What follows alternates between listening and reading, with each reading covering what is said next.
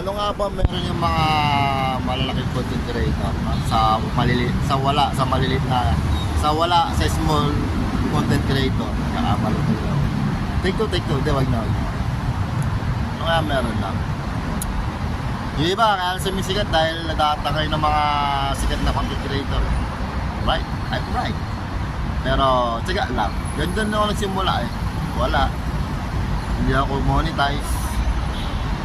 Ngayon, ilang views? 600 views, may ilan pa lang. 1M views na tayo. Tapos nag-update pa si Facebook. Wala nyo, wala yung susunod yung next payout. Aray ko. Sakit. Hindi, nag-update kasi Facebook, no? Yung reels sa video, pinag-isa na lang. Kaya wala tayong problema kahit naka-horizontal o vertical. Naka-ganyan o naka-ganyan. Okay din kasi yung reels sa yung video, pinag-isa na lang. Yun ang bagong update. Ang masakit nga lang na wala yung next payout natin. Aray ko! Aray, hindi, okay lang yan.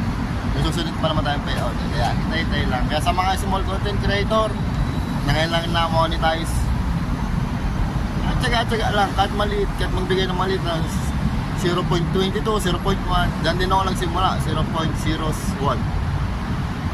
centavos sa atin. Simula 2021, 22, 23, 24, 25, pero I gotcha. Kaya tibay lang at tigas ng mukha sa pagka-content. Ganun lang. So, good evening, no? Dito lang tayo, good evening. Wala nyo, good evening. Dito lang tayo, wala kang magawa. Ikot-ikot lang. Nakaboring. Lakad lang. Ba't ganun, no? Pag hindi sikat yung content creator, walang nanonood. Pag dumadaan sa mga wall, no? Pero pag sikat yung content creator na dumadaan sa wall, no? Boom! 1M kagad views. Ano meron sa kanila sa mga maliit na content creator? Dahil ba sikat sila? Tayo, wala tayo dito, wala tayong magawa. Napapaisip lang, no? Pag sikat yung content creator, dadaan sa wall nyo, 1M kagad yung view. Pero kung makagaya namin maliit na content creator, wala. Hanggang 600 views, 100 views sa bagay, dyan naman tayo simula sa maliit. Kaya, tiga-tiga lang. Huwag tayo maingit.